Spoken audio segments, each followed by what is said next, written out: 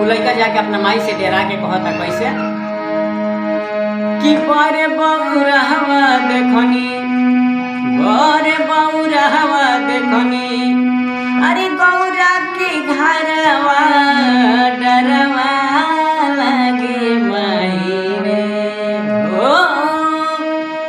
अरे बरे बौरहवा देखनी, अरे गौरा जी के घरवा डरवा लगे माई रे। राजा हिमाचल के देखनी दुआरवा डरवा लगे माई रे। राजा हिमाचल के देखनी दुआरवा डरवा लगे माई रे। उ लइका कहता कि माई ऐसन दूल्हा हम कबो देखले ना रोनिया, ई नया मॉडल के दूल्हा आइल बड़े कि गौरा के बर जैसन देखनी कबो ना ऐसन।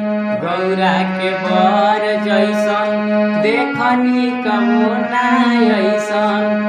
अरे फुई फुई गरदन में बड़ा डर लगता ओ, फुई फुई गरदन में, अरे करेला जगरवा डरवा लगे माई रे ओ। फुई फुई गरदन में करेला जगरवा डरवा लगे माई रे।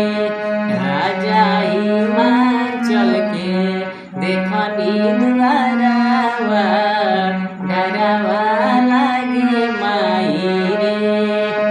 लड़का कहता कि इतने बात ना माई, जान तारू कोई पर बैठ के आइल बड़े कि बैला पर बैठल बाड़े अमीरी गा के छाला डारे।